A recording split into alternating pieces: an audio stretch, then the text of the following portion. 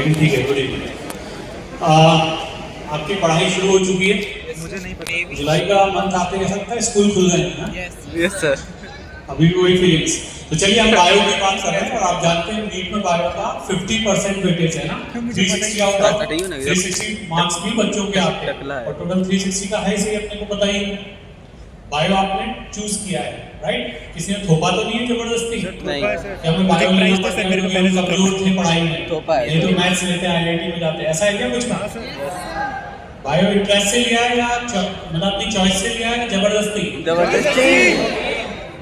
Mix आवाज आ रही है, तो हम अपना पॉजिटिव ही बोलेंगे, चॉइस से लिया है, ठीक है? तो आपने बायो को चॉइस से लिया है और अब आपकी ड्यूटी बनती है कि बायो को आप अच्छे से पढ़ें, क्योंकि बायो इजी है बट लेंथी है। मानते हो आप लेंथी है बायो? लेकिन बायो स्कोरिंग सब्जेक्ट है, इसमें सबसे ज्यादा मार्क्स लाए जा सकते हैं।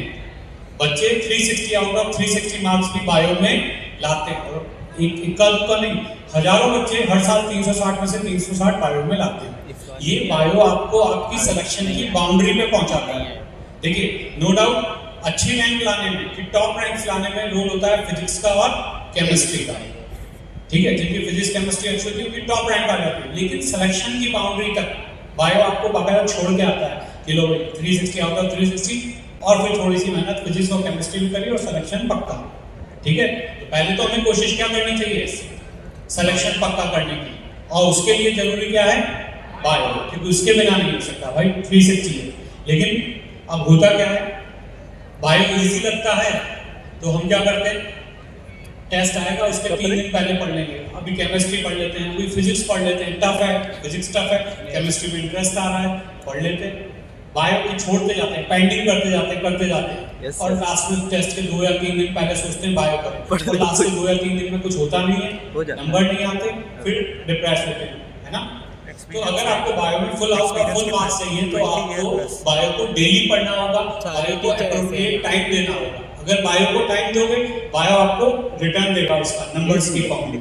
देखिए, नंबर सबके बराबर होते हैं कि फिजिक्स का क्वेश्चन, केमिस्ट्री का क्वेश्चन, बायो का क्वेश्चन, नंबर सबके 25 बराबर ही है। ऐसा तो नहीं कि फिजिक्स का एक टफ क्वेश्चन सॉल्व करोगे तो 10 नंबर मिलेंगे, केमिस्ट्री में 7 मिलेंगे, बायो में 2 ही नंबर लेते हैं बायो सॉल्व करने पर, नहीं ना? तो हमें ज्यादा से ज्यादा नंबर कलेक्ट करने होते हैं, तो बायो को एप्रोप्रिएट टाइम दो, बराबर रिवीजन करो, कम से कम डेली कम से कम 3 घंटे आपको घर पे बायो पढ़नी चाहिए एलन के अलावा, ताकि बायो स्ट्रांग रहे, क्योंकि बायो जितनी जल्दी पढ़ते हैं उतनी जल्दी भूल भी जाते हैं, बार बार रिवीजन की जरूरत होती है। तो आपको क्या करना है, डेली 2 से 3 घंटे, कम से कम मिनिमम 3 घंटे तो आपको बायो को देने ही, ताकि आपका बेस स्ट्रांग रहे, ठीक है? तो हम बात कर लेंगे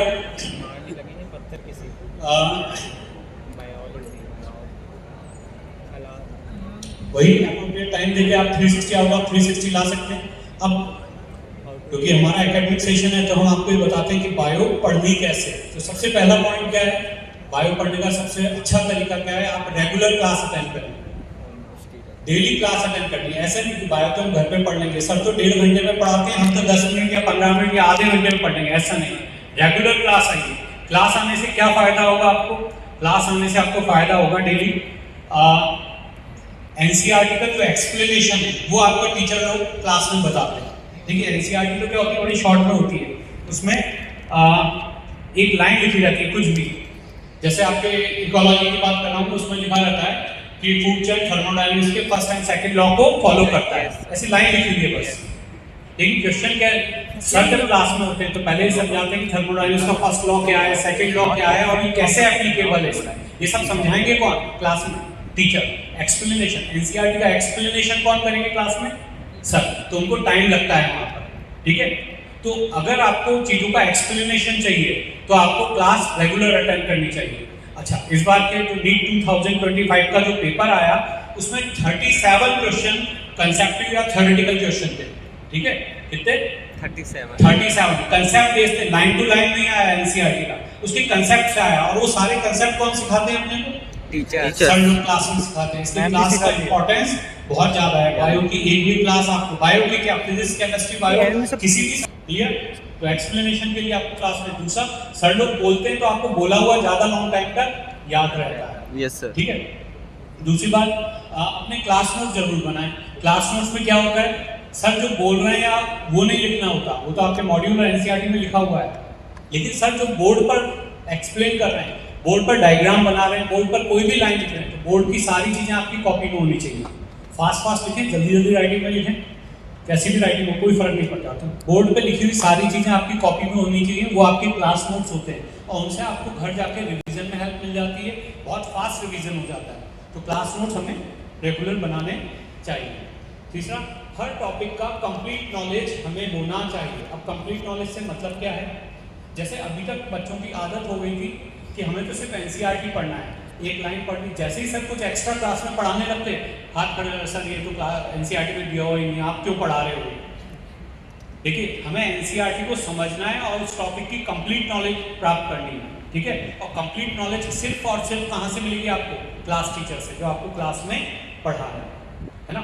इस बार मैं बताता हूँ आपको 9 क्वेश्चन, नीट 2025 में 9 क्वेश्चन ऐसे थे जो एनसीईआरटी के बाहर थे, एनसीईआरटी के बाहर थे, लेकिन क्लास के बाहर कोई नहीं था। क्लास में सारे डिस्कस किए हुए थे, आपके मॉड्यूल में सारे दिए हुए थे। तो 9 क्वेश्चन एनसीईआरटी के बाहर थे, लेकिन वो क्लास में सर ने डिस्कस किए थे। तो जिसने क्लास अटेंड करी उससे फायदा हुआ, ठीक है।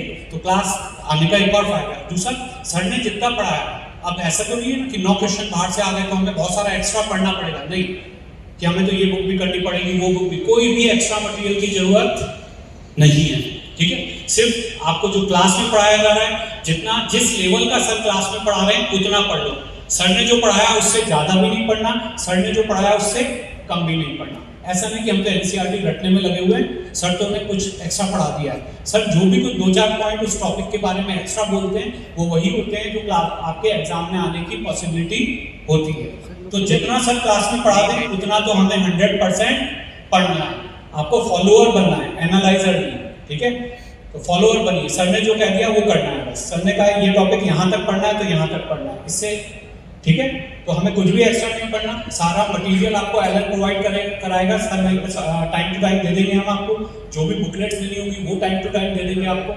पूरे साल अलग अलग टाइप की बुकलेट्स आपको मिलती रहेंगी, लेकिन पढ़ना सर के लेवल से। सर ने जितना पढ़ाया उसको 100% फॉलो करना है, चाहे वो एनसीईआरटी में है चाहे एनसीईआरटी में नहीं, सर ने पढ़ाया तो पढ़ना, ठीक है। समझ में आई बात आपके, है ना। उससे आपका पूरा नीट का 100% पेपर क्लास से कंप्लीट हो जाएगा, क्लियर।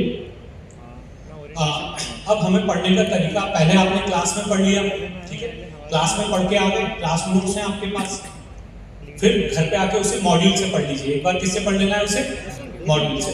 मॉड्यूल में वही सब लिखा हुआ है जो आपके ऑलरेडी सर ने क्लास में पढ़ाया था, तो आपका मॉड्यूल से पढ़ते ही सेकंड टाइम रिवीजन हो गया। एक बार कहाँ पढ़ लिया आप, क्लास में, फिर आपके किससे पढ़ लिए, मॉड्यूल से, तो सेकंड टाइम रिवीजन हो गया। अब क्लास और मॉड्यूल में जो भी एक्स्ट्रा चीज है वो अब थर्ड किस में पढ़ना है, हमें एनसीईआरटी में नोट कर लेंगे। मतलब तीसरे नंबर पर हमें पढ़नी है क्या, एनसीईआरटी। तो पहली क्लास, दूसरे नंबर पर मॉड्यूल, और तीसरे नंबर पर जब मॉड्यूल कंप्लीट हो जाए सेम डे हमें क्या करना है, एनसीईआरटी से भी बायो को पढ़ना है। और क्लास और मॉड्यूल में जो भी क्लास में और मॉड्यूल में जो भी एक्स्ट्रा पॉइंट सर ने लिखा है वो सारे कहाँ लिख लेने, एनसीईआरटी में नोट कर लेने। एनसीईआरटी की साइड में जगह होती है, आप स्लिप लगा लें, पेज लगा लें, स्टिकर लगा लें, है ना। कोई देखने थोड़ी आ रहा है आपकी एनसीईआरटी, तो उसमें स्लिप लगाए, पेज लगाए, स्टिकर लगाएं, और क्लास की एक्स्ट्रा बातें, मॉड्यूल की सारी एक्स्ट्रा बातें सब किस में नोट कर लें, एनसीईआरटी में। इससे आपकी एनसीईआरटी कंप्लीट हो जाएगी। समझ में आई बात। अच्छा, मैं ये क्यों कह रहा हूँ कि एनसीईआरटी सेम डे क्यों पढ़ना है, क्योंकि सर ने जो क्लास में कंसेप्ट आपको समझाया है वो कंसेप्ट आपके 1 या 2 दिन आपके दिमाग में रहेगा। एनसीईआरटी में तो लिखा हुआ नहीं, सर ने एक्सप्लेन किया था क्लास में।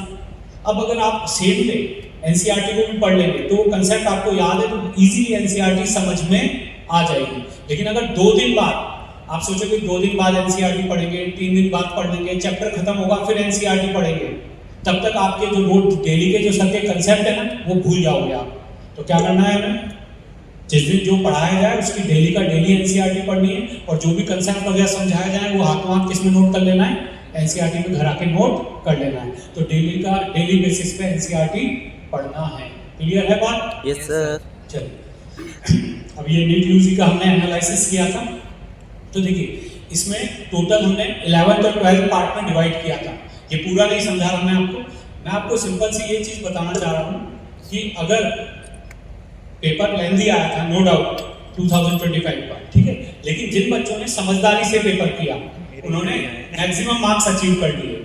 देखिए इजी और केवल अगर आप नीट 2025 के बच्चे जो थे वो केवल इजी और मीडियम क्वेश्चन भी करते, हो सकता है टफ क्वेश्चन छोड़ देते या नहीं आ रहे तो छोड़ते, इजी और मीडियम क्वेश्चन भी कर लेते तो 284 मार्क्स तो मिनिमम आ सकते थे उनके, मिनिमम केवल किससे, सिंपल क्वेश्चन करने से और मीडियम क्वेश्चन करने से 284 मार्क्स इजीली लाए जा सकते थे। लेकिन बच्चे क्या करते हैं, फिर टफ में उलझते हैं और आगे करते जाते हैं नेगेटिव करते हैं। तो नेगेटिव मार्किंग से बचना है आपको, तो आपको क्वेश्चन करने के साथ साथ क्वेश्चन छोड़ना भी आना चाहिए, समझे? क्वेश्चन छोड़ना भी एक आर्ट है ताकि आपकी नेगेटिव मार्किंग कम हो। और पेपर में मैक्सिमम क्वेश्चन जो होते हैं वो इजी और मीडियम कैटेगरी के होते हैं जो आप लोग आसानी से कर सकते हो। क्लियर? तो क्वेश्चन छोड़े भी सही, नेगेटिव मार्किंग से बचने का सबसे अच्छा तरीका है, डाउट है, कंफ्यूजन है, छोड़ दो, ठीक है। ऐसे ही अलग अलग कैटेगरी वाइज भी हमने डिवाइड किया। अच्छा, इससे एक और पहले मैं आपको बात बताऊं, पेपर करने का जो तरीका है, पैटर्न। पहली बात तो बच्चे आप में से कौन कौन फिजिक्स सबसे पहले करता है? मैं सबसे लास्ट में करता हूँ। ये खतरों के खिलाड़ी हैं जो फिजिक्स सबसे पहले करते हैं, क्योंकि फिजिक्स का लेवल कुछ भी हो सकता है टफ, आपकी नॉलेज से भी ज़्यादा लेवल हो सकता है। बायो का लेवल, बायो लेंथी हो सकती है लेकिन बायो टफ नहीं हो सकती, समझे बात? तो एक आइडियल तरीका पेपर अटेम्प्ट करने का आइडियल तरीका जो होता है वो क्या होता है, बायोलॉजी पहले करें, फिर केमिस्ट्री करें और फिर फिजिक्स। ये आइडियल तरीका है। ये मान लीजिए आप 90% बच्चे इसी पैटर्न पे चलते हैं। कुछ होते हैं खतरों के खिलाड़ी तो उनको फिर झटके भी लग जाते हैं, समझे बात? तो जो फिजिक्स करते हैं बहुत अच्छी है, खतरों के खिलाड़ी। लेकिन देखिए तो पहले खतरा उठा सकते हैं। इस बार भी हुआ, जैसे ही बच्चों ने फिजिक्स पहला पेपर अटेम्प्ट करना शुरू किया, पहला क्वेश्चन ही इतना खतरनाक था, आधी एनर्जी में भी 4 तारे नजर आ गए बच्चों को, है ना? फिर जब डिप्रेशन आने लगा तो पीछे का पेपर भी बिगड़ता चला गया। वो गुरु पहले वही जो हमारा इसका और आइडियल क्या है, बायोलॉजी, केमिस्ट्री, देन फिजिक्स, समझे बात? दूसरा, क्योंकि मैंने क्वेश्चन छोड़ने की बात करी, तो हम पेपर करने का जो तरीका होता है वो होता है पेपर आप 2 राउंड में करें। कैसे करें पेपर? 2 राउंड में। 2 राउंड में पेपर करना सीखें। फर्स्ट राउंड में जैसे आपने बायो किया सबसे पहले, तो पहले राउंड में बायो में आपको सारे सिंपल क्वेश्चन करने, जो आता जा रहा है वो करते जाइए, जो लेंथी क्वेश्चन है छोड़ दो, सेकंड राउंड में करेंगे। जो टफ क्वेश्चन है सर्कल लगाओ, छोड़ दो, गोला लगा के छोड़ते जाओ, जो होते जा रहे हैं बायो के क्वेश्चन वो कर लो। फिर केमिस्ट्री का है, केमिस्ट्री के जो सिंपल क्वेश्चन है, इजी क्वेश्चन है वो करते जा रहे हैं, जो लेंथी है, कैलकुलेटिंग है, कंफ्यूजिंग है, छोड़ते जाओ और क्वेश्चन करते जाओ। ऐसे ही फिर फिजिक्स का है, फिजिक्स के जो इजी है, जो होते जा रहे हैं वो कर लो। मतलब पहला टारगेट आपका होना चाहिए फर्स्ट राउंड में आप क्वेश्चन नंबर 1 से क्वेश्चन नंबर 180 तक पहुंच जाएं। कहां तक? पहले राउंड में आप 1 से 180 तक क्वेश्चन सारे कर लेने, और कौन से करने? जो सिंपल क्वेश्चन है वो करते जाए, कंफ्यूजिंग, लेंथी, कैलकुलेटिंग छोड़ते जाए। और फिर बाकी बचे हुए जो क्वेश्चन है जो आपने छोड़ दिए फर्स्ट राउंड में, उसके लिए सेकंड राउंड। और पहला राउंड कम से कम 2 घंटे, पौने 2 घंटे, और 2 घंटे में पहला राउंड कंप्लीट हो जाना चाहिए, ठीक है? लेकिन सबसे ज्यादा नंबर आप किसमें कलेक्ट कर लेते हो? फर्स्ट राउंड में। तो क्वेश्चन छोड़ के करिए, किसी भी क्वेश्चन से इमोशन नहीं पालना है कि भाई ये क्वेश्चन है इसको तो मैं करते ही रहूंगा, चाहे 10 मिनट लग जाए लेकिन इस क्वेश्चन को तो करूंगा। पीछे के 8 क्वेश्चन आपके छूट गए, है ना? इस बार भी ऐसा हुआ, तो ऐसा नहीं करना है, स्मार्टली पेपर करना है। पढ़ने से ज्यादा जरूरी है पेपर को स्मार्टली हैंडल करना। तो 2 राउंड में पेपर करें, पहले राउंड में सारे इजी क्वेश्चन और दूसरे राउंड में कंफ्यूजिंग, कैलकुलेटिंग क्वेश्चन, वो भी बड़े ध्यान से करना है, ठीक है? इसी तरह से आपके देखिए नीट यूजी के हमने बता रखा है बायो में 37 क्वेश्चन कैसे हैं अपने, कंसेप्चुअल क्वेश्चन है। और इसको सही करने का तरीका क्या है? 37 क्वेश्चन कब सही हो सकते थे? जब आपने रेगुलर क्लास अटेंड करी हो और मॉड्यूल्स भी पढ़े हो। दूसरा, करेक्ट इनकरेक्ट, जहां भी करेक्ट आ जाता है, इनकरेक्ट आ जाता है, असेंडिंग, डिसेंडिंग, पोस्टीरियर, एंटीरियर, ऐसे वर्ड आते ही अलर्ट हो जाया करो कि ये सिली मिस्टेक कराएंगे। ऐसे क्वेश्चन, या नॉट करेक्ट, नॉट इनकरेक्ट, ऐसा होता है। ऐसे क्वेश्चन में सबसे ज्यादा सिली मिस्टेक होती है, तो वर्ड आते ही अलर्ट हो। आप क्या कर सकते हो? जैसे कहीं पर लिखा हुआ है नॉट ट्रू, नॉट ट्रू मतलब फॉल्स आपको देखना है, तो आगे छोटा सा क्रॉस लगा दो। क्या लगा लो आगे क्वेश्चन के आगे? क्रॉस, कि 4 ऑप्शन में से हमें रॉन्ग चूज करना है। है ना।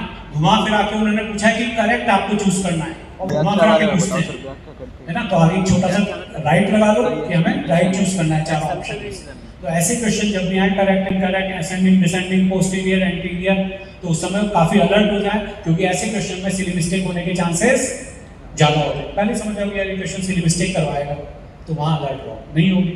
मैच का कॉलम जो है वैसे तो एक पहले अभी तक यही होता आया था, एक ऑप्शन मिल गया मैच का कॉलम का सारे आंसर मिल जाते थे, लेकिन इस बार थ्री लेवल तक भी आंसर मैच नहीं हो रहे थे। तो अब मैच का कॉलम करना है तो आपके पास उस टॉपिक की कंप्लीट नॉलेज होनी चाहिए, तब आपसे मैच का कॉलम कंप्लीट हो पाएंगे। और अगेन रिवीजन, जहां भी आपको लगता है दो ऑप्शन दिख रहे हैं, दो ऑप्शन कब दिखते हैं आपको, जब कंफ्यूजन होता है, जब रिवीजन कम होता है। तो जितना ज्यादा रिवीजन करोगे आंसर एक ही नजर आएगा। क्लियर है बात? तो रिवीजन करें प्रॉपर्ली। असेशन रीजन की हम आपको बुकलेट देंगे एक्स्ट्रा एज करके, उसमें असेशन रीजन सॉल्व करने के सारे नॉर्म्स आगे लिखे होंगे, तो उनको पढ़िएगा, उससे आप एआर क्वेश्चन सॉल्व करिए। एआर क्वेश्चन सॉल्व करने में अपने टीचर्स की भी हेल्प है ना। तो सर ने जैसे पूछा था डाउट काउंटर्स की भी जाना चाहिए, टीचर से इंटरेक्शन रखना चाहिए, ठीक है। तो बुकलेट आपको मिलेगी। इसी तरह से और नए नए तरीके के इस बार क्वेश्चन आए, ये सारे क्वेश्चन आपको माइनर टेस्ट में हम आगे आने वाले माइनर टेस्ट में प्रैक्टिस कराने वाले हैं। क्लियर बात? चलिए हम बात करें, हाँ आपको बताइए क्या था 9 एनसीईआरटी के बाहर है, तो एनसीईआरटी के बाहर पढ़ने के लिए कुछ एक्स्ट्रा नहीं पढ़ना है, बस क्लास में सर ने जो करा दिया सर पे 100% विश्वास रखना है, फॉलो करना है। अब ये तो पढ़ाई की बात, लेकिन बायो में सबसे ज्यादा जरूरी होता है रिवीजन प्लान, कि बायो को लंबे समय तक कैसे याद रखें, है ना। तो बायो को लंबे समय तक याद रखना है आपको, तो सबसे पहले हमारे पास सारा मटेरियल एक जगह पर होना चाहिए। देखिए आपके पास क्लास नोट्स भी है, जैसे मैंने बोला, आपके पास मॉड्यूल भी है और आपके पास एनसीईआरटी भी है। तो हमें करना क्या था, जो मैंने बताया, क्लास के सारे important point, extra points, module के सारे इंपॉर्टेंट एक्स्ट्रा पॉइंट कहाँ लिख लेने? एनसीईआरटी में लिख लेने, ठीक है। और उस एनसीईआरटी को अगेन क्या करना है, फिर रिवाइज करना है। हम हाईलाइट कर सकते हैं कि एनसीईआरटी में इंपॉर्टेंट लाइंस को क्या कर लें, हाईलाइटर से हाईलाइट करके रख सकते हैं। हम अपने क्वेश्चन खुद बना सकते हैं। करेक्ट इनकरेक्ट स्टेटमेंट वाले क्वेश्चन आते हैं ना, एनसीईआरटी पढ़ते जाते हैं फिर भी लाइंस नहीं लगते, तो क्या करें, हर पैराग्राफ से अपने क्वेश्चन खुद बनाएं। कैसे बनाएं कि भाई एक पैराग्राफ लिखा हुआ, ऐसा नहीं कि एनसीईआरटी की रीडिंग लगाते जा रहे हैं और 10 मिनट में पूरा पेज पढ़ डाला है। एक पैराग्राफ पढ़ें और उस पैराग्राफ में देखिए कोई भी सेंटेंस लिखा हुआ है कि उसके साथ एक्सपेरिमेंट करके देखें। कोई सेंटेंस लिख रहा है कि इसमें से ये वर्ड हटा दिया तो सेंटेंस गलत हो गया, इस लाइन में ये वाला वर्ड ऐड कर दिया तो सेंटेंस रॉन्ग हो गया, ठीक है। तो एक दो बार अगर उन लाइंस के साथ आप माइंड में पढ़ते समय खुद क्वेश्चन बना लेंगे कि इस पैराग्राफ से क्या क्या क्वेश्चन बन सकते हैं, तो उसके बाद कुछ भी पेपर बाहर नहीं जाएगा, वही लाइन आपको नजर आएंगी। तो हर पैराग्राफ से अपने क्वेश्चन बनाएं, माइंड में बनाएं, सोचें उस पैराग्राफ के बारे में। टीचर्स भी ऐसे ही करते हैं, टीचर पैराग्राफ पढ़ते हैं, सोचते हैं कि क्या बना सकते हैं, 10 सेकंड सोचेंगे उनको क्वेश्चन नजर आने लग जाता है पैराग्राफ। तो ये काम आप पहले से ही कर सकते हैं, है ना। तो समझदारी से एनसीईआरटी को पढ़ना है। हम कहते हैं कि हर चैप्टर को हमें 1 और 2 आवर रिवीजन के बेस पे तैयार रखना है। मतलब आप जो भी करंट में चैप्टर पढ़ रहे हैं, फ्यूचर में जब बैक यूनिट में आएगा या जब आपके मेजर टेस्ट चल रहे होंगे, तो आप उस चैप्टर को ऐसे तैयार करें, हाईलाइटर से हाईलाइट करके इंपॉर्टेंट पॉइंट्स को अलग लिखकर, कि 1 या 2 घंटे में वो पूरा चैप्टर आगे फ्यूचर में भी तैयार हो जाए। ऐसा नहीं कि पूरा दिन लगेगा। अब उसके लिए हम और क्या कर सकते हैं, देखिए एक 1 और 2 आवर्स में रिवीजन कैसे कर सकते हैं, हम शॉर्ट नोट्स बना सकते हैं। देखिए शॉर्ट नोट्स जो होते हैं पूरे चैप्टर के नहीं बनते। हम कहते हैं बायो में शॉर्ट नोट्स बनाने चाहिए, लेकिन पूरे चैप्टर के शॉर्ट नोट्स नहीं बनाए जाते। शॉर्ट नोट्स उस चैप्टर के केवल कॉम्प्लेक्स या टिपिकल पार्ट के, कि जैसे आपने कोई भी चैप्टर पढ़ा, अभी करंट में पढ़ रहे हैं, उस चैप्टर का वो पार्ट जो आपको टिपिकल लगता है, कठिन लगता है, क्या इस वाले पार्ट को पढ़ने में, सब टॉपिक को पढ़ने में हमें 1 घंटा लग गया, 1.5 घंटा लग गया, तब जाके टॉपिक समझ में आया, तो अब समझ में आ गया ना। अब आगे वापस 1.5 घंटा ना लगे, उसके लिए क्या करें, उस सब टॉपिक को अपने सिंपल लैंग्वेज में लिख के रखें। शॉर्ट नोट्स कैसे बना सकते हैं, तो पहली बात तो ये कि पूरे चैप्टर के शॉर्ट नोट्स नहीं बनाते, उस चैप्टर में कुछ टॉपिक जो कॉम्प्लेक्स होते हैं, टिपिकल टॉपिक होते हैं, उनके शॉर्ट नोट्स होने चाहिए। क्लियर? अब शॉर्ट नोट्स में हम क्या कर सकते हैं, शॉर्ट नोट्स में जैसे थ्योरी है, तो कोई भी थ्योरेटिकल पार्ट है तो उसको पॉइंट्स में कन्वर्ट करके लिख सकते हैं। शॉर्ट नोट्स को किसमें, थ्योरेटिकल पार्ट को किसमें लिख सकते हो आप, पॉइंट्स में कन्वर्ट कर सकते हैं, या फिर उस थ्योरेटिकल पार्ट को आप की पॉइंट्स, उसके की पॉइंट्स अलग से लिख के रख लो, ताकि की पॉइंट्स देखते हो पूरा सब टॉपिक आपके दिमाग में रिमाइंड हो जाए। क्लियर है बात?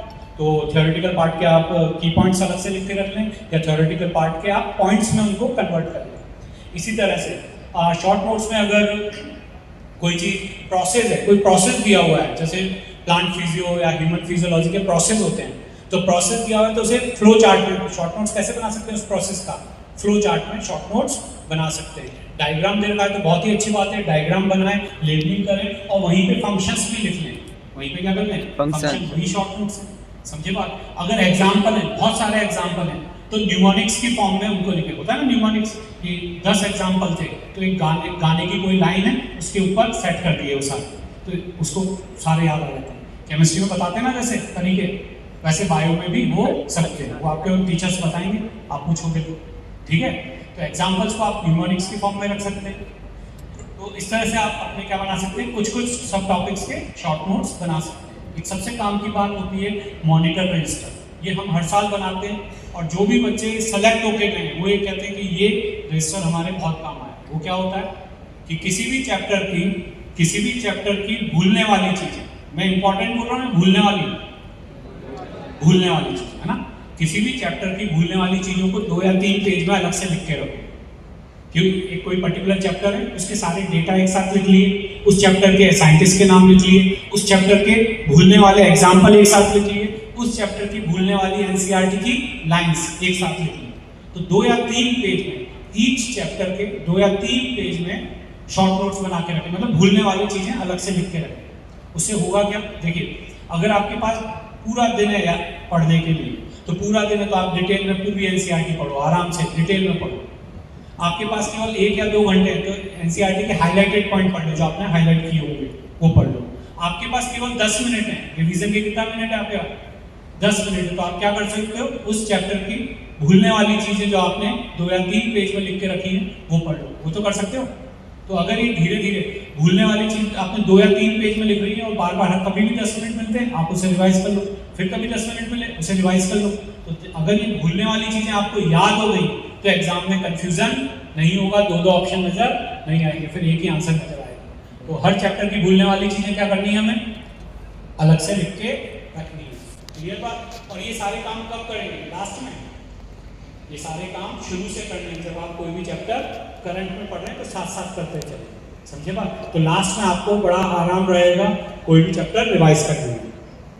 तो आपको ये सारे बताइए कि तो मॉनिटर रजिस्टर यानी कि भूलने वाला रजिस्टर जिसे कभी भूलना नहीं है, वो जो 90 मिनट है तो 45 मिनट यही लेगा क्या बायोलॉजी के बारे में बता ही दिया है, flow chart, diagram, tables, mnemonics की फॉर्म में नोट्स बनाना। ऐसे जब आप एक्सरसाइज सॉल्व करते हैं तो एक्सरसाइज में जो भी टफ क्वेश्चन होते हैं, कुछ किसी क्वेश्चन में आप अटक जाते हैं, कोई क्वेश्चन आपसे सॉल्व नहीं होता है, तो एक्सरसाइज के सारे टफ क्वेश्चंस पे स्टार मार्क लगा लो। क्या लगा लो? क्योंकि वही स्टार मार्क क्वेश्चन हम फ्यूचर में लास्ट में रिवाइज करते जाएंगे। लास्ट में आप पूरी सारी एक्सरसाइज सॉल्व कर नहीं सकते हो, समझे बात? तो लास्ट में केवल आपने आपके मॉड्यूल्स में या एक्सरसाइज में जो जो क्वेश्चन स्टार मार्क लगा रखे जिनमें आपको दिक्कत आई थी वो आपको लास्ट में रिवाइज करके जानने होंगे। तो स्टार मार्क जरूर लगाएं क्वेश्चंस में जिनमें दिक्कत आती है। क्वेश्चन का आंसर क्लियर? इसी तरह से हम आपको पूरे साल में बहुत सारा मटेरियल भी प्रोवाइड कराएंगे। आपको एनसीआर बुकलेट मिलेगी, फास्ट ट्रैक बुकलेट मिलेगी, वो फास्ट रिवीजन के लिए लास्ट ईयर में, लेकिन कुछ बुकलेट आपको ऑब्जेक्टिव बुकलेट्स भी मिलेंगी, उन्हें जो चैप्टर आपके करंट में चल रहा है उसके साथ साथ सॉल्व करते जाइए। ठीक है बच्चों? तो अगर आप इन बातों को फॉलो करते हो तो बायो में आपके भी, और प्रॉपर टाइम दीजिए, फॉलो करने से काम नहीं चलेगा, टाइम भी दो बायो को, प्रॉपर टाइम दोगे तो 360 आउट ऑफ 360 मार्क्स आपके आसानी से आ सकते हैं। और जो भी बच्चा एक गवर्नमेंट मेडिकल कॉलेज में जनरल कैटेगरी से जाता है उसके 340 345 से कम मार्क्स नहीं होते बायो में। क्लियर है बात? जिसका भी सिलेक्शन हुआ होगा ना, एक गवर्नमेंट कॉलेज मिला होगा, उसके भी बायो में तो 340 या 345 नंबर तो मिनिमम होंगे ही होंगे। तो आप अपनी बायो को स्ट्रांग रखिए, मजबूत रखिए, और रिवीजन प्लान अच्छा होना चाहिए बायो का, और बस पढ़ते रहिए। क्लियर? अप एंड डाउन आते रहेंगे लेकिन आप लगे रहेंगे, ठीक है? कंसिस्टेंसी मेंटेन करें। ठीक, चलिए, थैंक यू।